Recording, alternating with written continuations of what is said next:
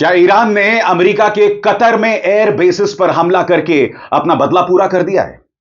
America ने Iran के 3 परमाणु ठिकानों पर हमला किया था, जिसमें ईरान को कुछ बहुत ज्यादा नुकसान नहीं हुआ।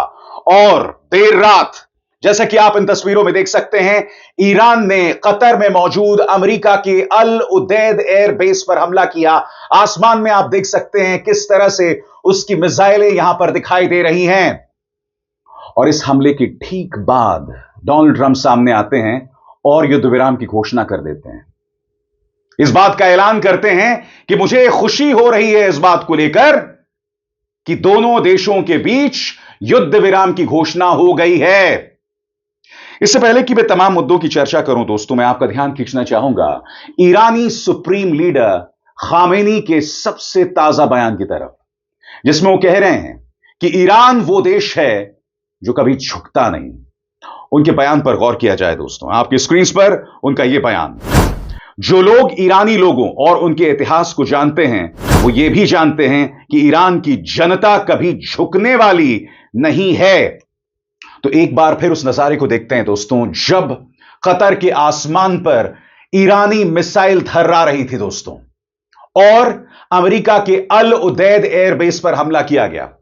इत्तेफाकन डोनाल्ड ट्रंप यह कह रहे हैं कि हम ईरान का शुक्रिया अदा करना चाहते हैं कि उन्होंने इस प्रहार से पहले हमें बता दिया और हमने अपने तमाम सैनिकों को वहां से हटा दिया। मगर इससे पहले उन्होंने घोषणा युद्ध विराम की कर दी थी। वो बताने से पहले मैं आपको बतलाना चाहता हूं कि कतर के अंदर किस तरह की अफरा तफरी थी। इस वीडियो में आपको पता चलेगा दोस्तों, जैसे ही ईरान अल उदैद एयरबेस पर हमला करता है। देखें।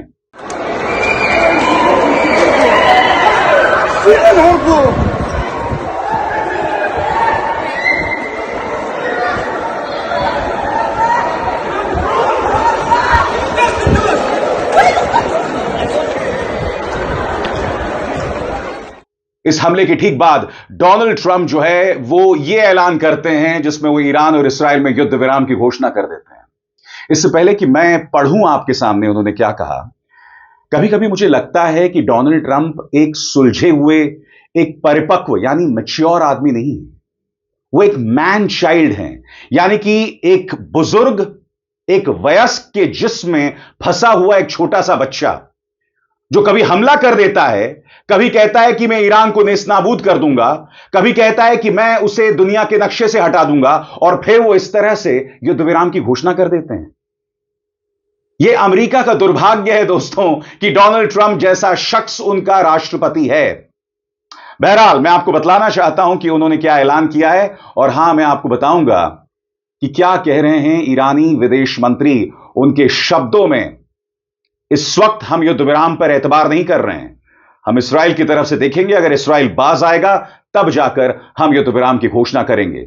क्या कहा डोनाल्ड ट्रंप ने, इस पर गौर किया जाए। सभी को बधाई, इस्राएल और ईरान के बीच पूरी तरह सहमति बन गई है और अब एक पूरी और अंतिम सीज फायर लागू होगी लगभग 6 घंटे से, जब इस्राएल और ईरान अपने जारी अंतिम मिशन पूरे कर लेंगे। इसके बाद 12 घंटे की सीज फायर शुरू होगी और उसके बाद इस युद्ध को आधिकारिक रूप से समाप्त माना जाएगा। आधिकारिक रूप से ईरान पहले सीज फायर शुरू करेगा, फिर 12वें घंटे पर इस्राएल भी सीज फायर शुरू करेगा। 24वें घंटे पर इस 12 दिन के युद्ध का आधिकारिक अंत होगा, जिसे पूरी दुनिया सलाम करेगी।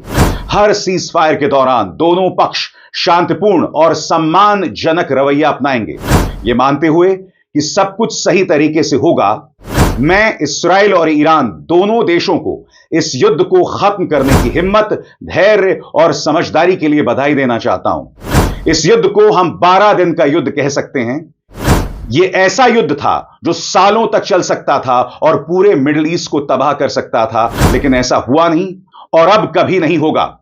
ईश्वर इस्राएल को आशीर्वाद दे, ईश्वर ईरान को आशीर्वाद दे, ईश्वर मिडिल ईस्ट को आशीर्वाद दे, ईश्वर अमेरिका को आशीर्वाद दे और ईश्वर पूरी दुनिया को आशीर्वाद दे।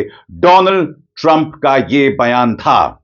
मगर बड़ा प्रश्न दोस्तों, क्या डोनाल्ड ट्रंप ने इस बात की घोषणा इसलिए की क्योंकि ईरान लगातार उसके बेसिस पर हमले करने की ठान चुका था? हालांकि अल उदैद एयरबेस पर जो हमला हुआ उसे मैं काफी हद तक एक फिक्स्ड मैच मानूंगा, क्योंकि अल उदैद एयरबेस है कहां? कतर। कतर और ईरान के रिश्ते कैसे हैं? सौहार्दपूर्ण, दोस्ती वाले। यानी कि ईरान यह संदेश देना चाहता था कि क्योंकि तुमने हमारे परमाणु ठिकानों पर हमला किया, हमें ज्यादा नुकसान नहीं हुआ, कोई जान माल का नुकसान नहीं हुआ, लिहाजा हम भी अपनी जनता को बताने के लिए तुम्हारे सैनिक बेस पर हमला करेंगे। और इस हमले के बाद ईरान ने क्या घोषणा की थी? कुरान की आयत का इस्तेमाल करके इस पर भी गौर किया जाए। जिसने तुम पर हमला किया है, तुम भी उस पर वैसे ही हमला करो जैसा उसने किया है। ईरान के न्यूक्लियर ठिकानों पर अमेरिका के खुले और आक्रामक हमले के जवाब में ईरान की ताकतवर सेना ने कुछ घंटों पहले कतर में मौजूद अमेरिकी एयरबेस अल अदीद पर मिसाइल हमला किया। इस कामयाब ऑपरेशन में जितनी मिसाइलें इस्तेमाल की गई, उतनी ही संख्या में अमेरिका ने ईरान की न्यूक्लियर साइट्स पर बॉम्ब गिराए। ईरान ने जिस अमेरिकी बेस को निशाना बनाया, वो कतर के रिहायशी इलाकों से काफी दूर स्थित था। इस ऑपरेशन से हमारे दोस्त और भाई जैसे देश कतर या वहां की सम्मानित नागरिकों को कोई खतरा नहीं पहुंचा है। इस्लामी गणराज्य ईरान कतर के साथ अपने पुराने गर्मजोशी भरे रिश्तों को बनाए रखने और आगे बढ़ाने के लिए पूरी तरह से कटिबद्ध है।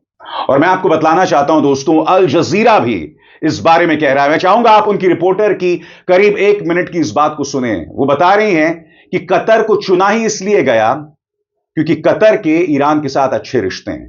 पहले से चेतावनी दे दी गई थी और आपको याद होगा कतर ने कल ही अपने एयर स्पेस को बंद कर दिया था। क्यों बंद कर दिया था? क्योंकि कतर को ईरान शायद बतला चुका था कि हम अल अदीद एयरबेस पर हमला करेंगे। उससे पहले अमेरिका ने भी अपने सैनिकों को हटा दिया था। इसलिए मैंने कहा दोस्तों, यह फिक्स्ड मैच दिखाई दे रहा है। सुनिए अल जजीरा की रिपोर्टर क्या कह रही हैं। The Qataris have condemned this action, and they say this is an attack on their sovereignty, and it is within their right to respond accordingly. They also called for an urgency to de-escalate the situation. They urged the parties involved, specifically Israel, to refrain from continuing their attacks. This was a coordinated attack meant to deliver a message.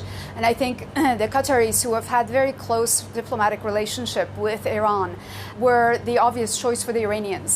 They trust the Qataris, and this was seen as an effort to really minimize the damage and impact of this attack. And of course, we have to remember this Al Udeid airspace is the largest airbase for the US military in the Middle East. So again, the Iranians using every opportunity to deliver a message of defiance and strength, and clearly relying on friends and allies in the region to do that, and Qatar, of course, being one of the main allies of Iran.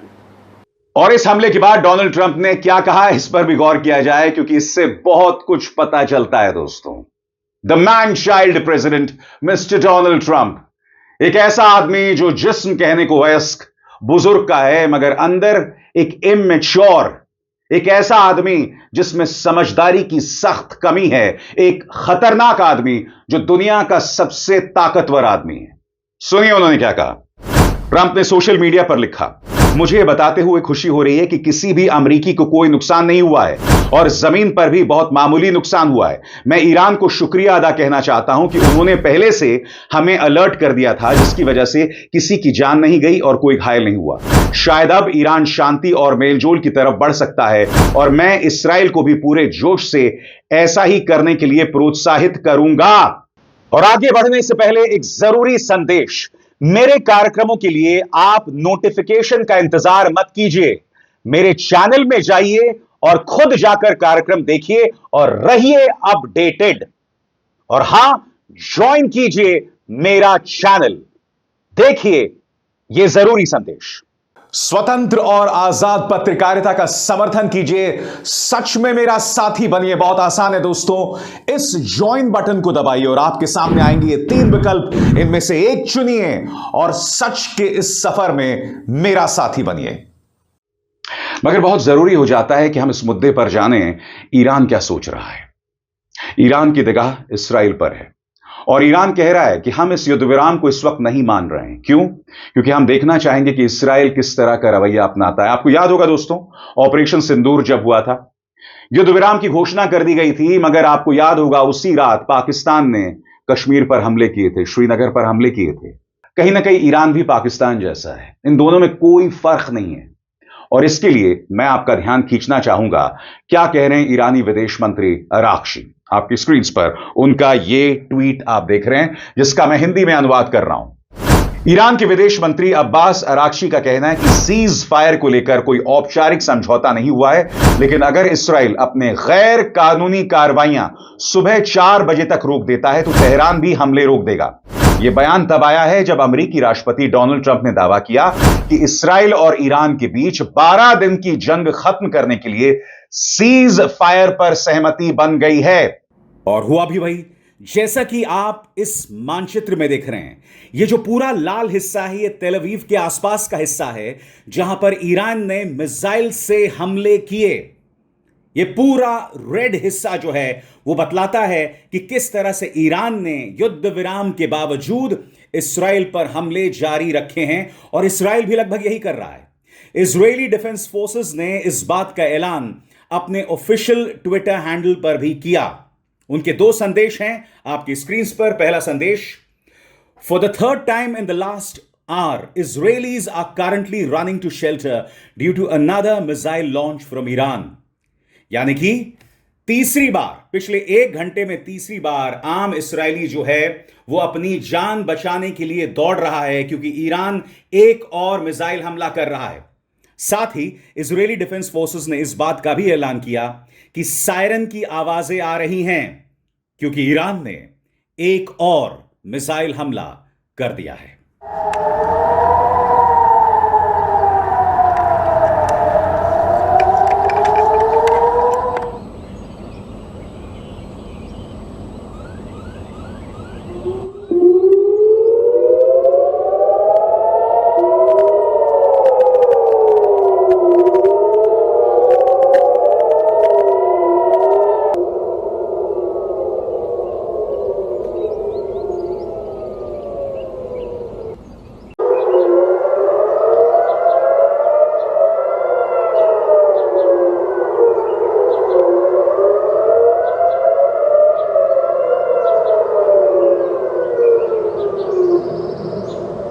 बहरहाल मैं आपको बता दूं, Israel ने अब तक कोई प्रतिक्रिया नहीं दी है।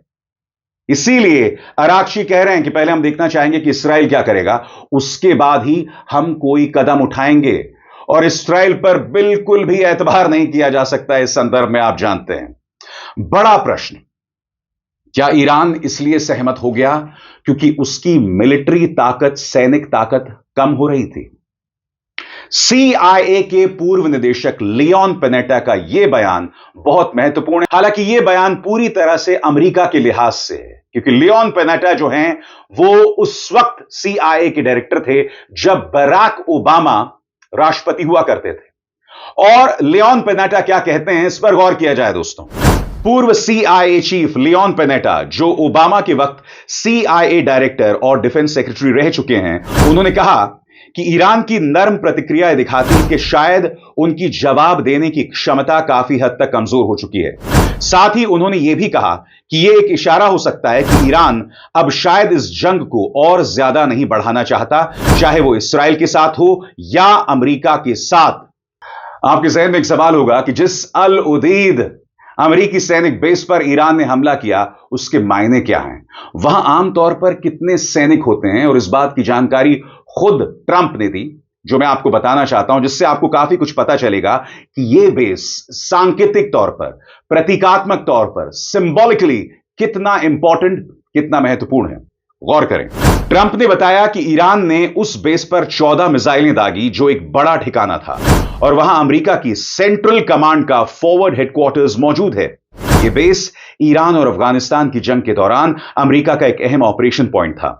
फिलहाल वहां करीब 8000 अमेरिकी सैनिक तैनात हैं, जो पहले जंग के वक्त करीब 10,000 हुआ करते थे। ट्रंप ने कहा ईरान की 13 मिसाइलों को अमेरिका की एयर डिफेंस सिस्टम ने मार गिराया, और एक मिसाइल को जानबूझकर नहीं रोका गया क्योंकि वो एक ऐसी दिशा में जा रही थी जहां किसी को कोई खतरा नहीं था। यह ठिकाना क्यों है खास? जैसा कि मैंने आपको बताया, यहां करीब 10,000 अमेरिकी सैनिक होते हैं उस वक्त जब हालात तनावपूर्ण होते हैं, जब हालात युद्ध जैसे होते हैं। यह बेस क्यों इंपॉर्टेंट है, इस पर भी गौर किया जाए।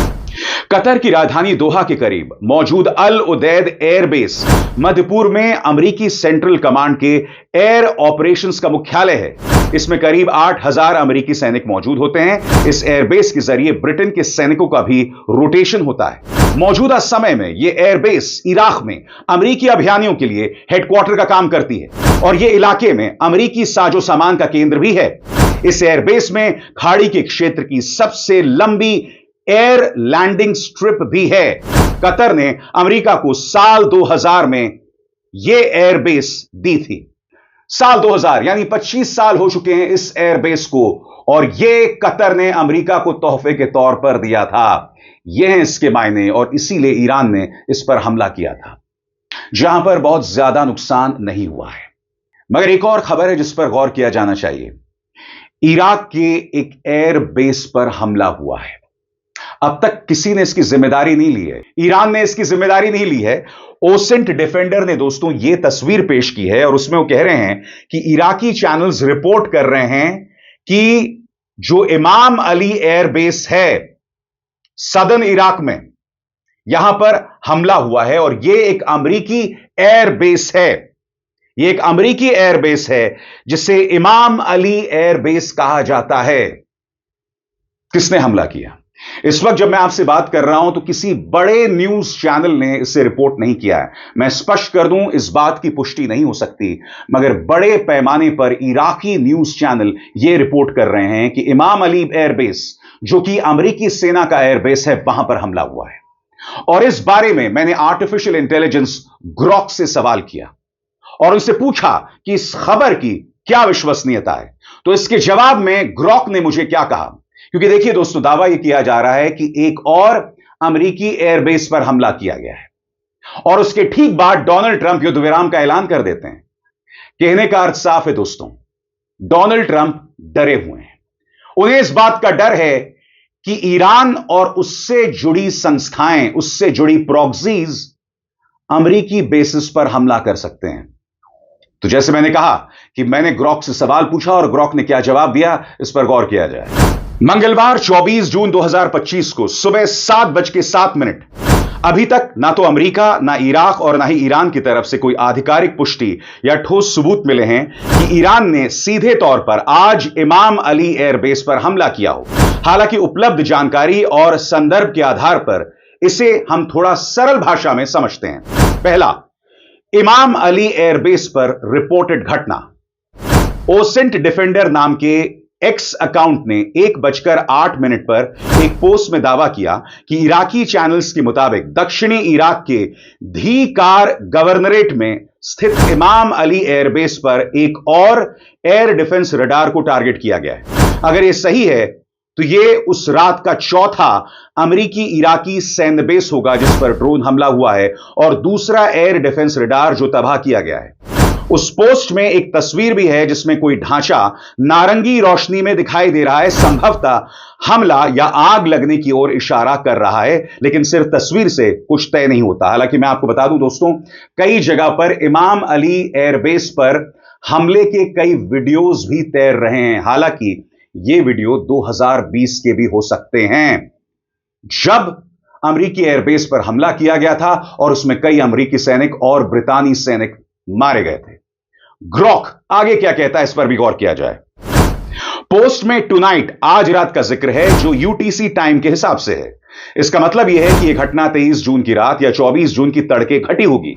चूंकि भारत में उस समय सुबह 7 बजे था, यह घटना सिर्फ रात से लेकर आज सुबह तक किसी समय हो सकती है। और सबसे बड़ी बात, इस हमले की जिम्मेदारी किसी ने नहीं ली है, लिहाजा इसकी विश्वसनीयता पर सवाल उठ रहे हैं आपके स्क्रीन पर। पोस्ट में कहीं भी यह साफ नहीं लिखा गया है कि यह हमला सीधे ईरान ने किया है। इसमें सिर्फ यह कहा गया है कि बेस को ड्रोन से निशाना बनाया गया और यह हमला आमतौर पर ईरान समर्थित मिलिशिया जैसे कताइब हिजबुल्लाह द्वारा किए गए हमलों से मेल खाता है। कुछ एक्स यूजर्स ने इसराइल या ईरान से जुड़े प्रॉक्सी ग्रुप्स के शामिल होने की अटकलें भी लगाई हैं, लेकिन फिलहाल कोई पक्का सबूत नहीं है। जैसे मैंने कहा दोस्तों, ईरान से कई संगठन जुड़े हुए हैं, हमास, हिजबुल्लाह और यहां पर जैसे कि नाम लिया गया है कताइब हिजबुल्लाह। क्या इन्होंने हमला किया है? इसके अलावा एक और खबर, attack reported on Iraq's Balad military base, यानी कि इस तरह की खबरें सामने उभर कर आ रही थी। क्या डोनाल्ड ट्रंप इसी बात से घबराकर युद्ध विराम की घोषणा कर देते हैं? मैं फिर बता दूं दोस्तों, जो खबरें मैं आपके सामने पेश कर रहा हूं पूरी तरह से फैक्चुअल हैं।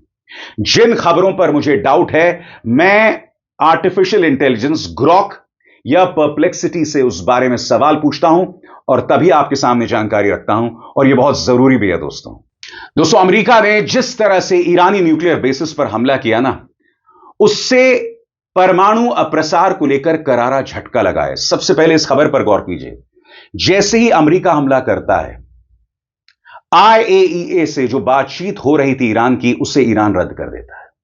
और यह अपने आप में बहुत बड़ा झटका है। इसकी जिम्मेदारी सिर्फ और सिर्फ एक शख्स के कंधों पर, जिसका नाम है डोनाल्ड ट्रंप, जिसने 12 दिनों बाद युद्ध विराम की घोषणा कर दी। मगर नुकसान हुआ है परमाणु अप्रसार को लेकर, क्योंकि IAEA से ईरान की बातचीत खत्म हो गई है। सबसे बड़ी बात, कई न्यूज चैनल्स ये रिपोर्ट कर रहे थे, जिसमें टाइम्स ऑफ इजराइल की भी खबर है, हालांकि उन्होंने बाद में उसे डिलीट कर दिया, हटा दिया। और इस खबर के मुताबिक इस्राइल और अमेरिका दोनों ईरान के साथ युद्ध विराम की कोशिशों में लगे हुए थे। इस्राइल चाहता था कि युद्ध विराम हो जाए, क्योंकि उसके इंटरसेप्टर्स खत्म हो रहे थे, उसके मिसाइल्स खत्म हो रहे थे। और मैं आपको बतलाना चाहता हूं, जिस खबर को टाइम्स ऑफ इजराइल ने हटा दिया है, उस खबर में क्या जानकारी थी जो अब मैं आपके सामने रख रहा हूं। इस्राएली अधिकारियों का कहना है कि उन्हें लगता है कि वर्तमान सैन्य ऑपरेशन अब खत्म होने के करीब है और अगले कुछ दिनों में ईरान के बचे हुए टारगेट्स पर हमले पूरे कर लिए जाएंगे। उनका मकसद यह है कि ईरान पर दबाव बनाया जाए, ताकि वो फिर से बातचीत की टेबल पर लौटे और अपने न्यूक्लियर प्रोग्राम को हमेशा के लिए छोड़ने का वादा करे। सोमवार को ईरान ने इस्राएल पर मिसाइल और ड्रोन से 21वीं बार हमला किया, जिससे कई शहरों को भारी नुकसान हुआ। और इन्हीं हमलों के बाद इस्राएल अमेरिका से बातचीत करता है कि युद्ध विराम की कोशिशों को तेज किया जाए। और अब आप देखेंगे दोस्तों, तेवर किस तरह से बदल रहे हैं। याद कीजिएगा, डोनाल्ड ट्रंप ने क्या कहा था कि वो चाहते हैं कि ईरान में सत्ता परिवर्तन हो जाए, यानी कि खामेनी को अपदस्थ कर दिया जाए। याद कीजिएगा, इस्राएल ने तो यह भी पेशकश की थी कि खामेनी को, ईरानी सुप्रीम लीडर खामेनी को मौत के घाट उतार दिया जाए। मगर अब अमेरिका के तेवर पलट गए। जेडी वैंस एक इंटरव्यू में कह रहे हैं कि यह हमारा फैसला नहीं है कि ईरान में सत्ता परिवर्तन हो, यह फैसला वहां की जनता करेगी। आप सब जानते हैं दोस्तों, ईरान में डेमोक्रेसी है नहीं, वहां जनता क्या फैसला करेगी। सुनिए जेडी वैंस के बदले हुए तेवर। Well, I think what the president is saying very clearly, Brett, is if the Iranian people want to do something about their own leadership, that's up to the Iranian people. What the American national security interest here is very simple. It's to destroy the nuclear program. That's what we've done. And now that the 12-day war appears to be effectively over, we have an opportunity, I think, to restart a real peace process. तो ये साफ तौर पर दोहरे मापदंड माने जाएंगे दोस्तों, और दोहरे मापदंड पश्चिमी ताकतों में, अंतरराष्ट्रीय संस्थाओं में साफ तौर पर दिखते हैं। मसलन मैं आपको प्रेस कॉन्फ्रेंस का एक छोटा सा हिस्सा दिखाना चाहता हूं। नेटो प्रमुख से अल जजीरा के एक पत्रकार सवाल पूछते हैं कि जब जब रूस ने युद्ध विराम का उल्लंघन किया है या अंतरराष्ट्रीय कानूनों का उल्लंघन किया है, तब आपने उसकी आलोचना की है, शिद्दत से आलोचना की है, मगर जब अमेरिका ने किया तो आप खामोश रह गए। तो आप जानते हैं इसके जवाब में नेटो प्रमुख क्या कहते हैं कि हमारा जो फोकस है वो यूरो अटलांटिक पर है। यह गलत है, आप जो कह रहे हैं पूरी तरह से गलत है। नेटो के प्रमुख इस सवाल से किस कदर बौखला जाते हैं, जो कहीं ना कहीं नेटो के दोहरे मापदंड दिखाता है। गौर किया जाए। Secretary General, NATO's position for more than 3 years has been very consistent. It's been criticizing Russia for breaching the rules-based international order by invading Ukraine. Doesn't all of that seem very hypocritical, given the US's recent actions, which are clearly dubious under international law? Well, I don't agree with that assessment at all. Obviously, NATO is concentrated on the Euro-Atlantic, but I do not At all, not one syllable of your assessment. Sorry, on what you just said. With all the respect, of course, for your news outlet, which I always respect, but I think you have this completely wrong. यही दौरे मापदंड, यही maturity की कमी साफ तौर पर दिखाई दी है डोनाल्ड ट्रंप ने, जिस अंदाज में उन्होंने एक बार फिर युद्ध विराम की घोषणा कर दी। मगर मैं बताना चाहता हूं दोस्तों, यह फाइनल नहीं है और इस मंच पर इस पूरे घटनाक्रम की जानकारी मैं शिद्दत से आप तक पहुंचाता रहूंगा, यह मेरा वादा है। अभिसार शर्मा को दीजिए इजाजत। नमस्कार।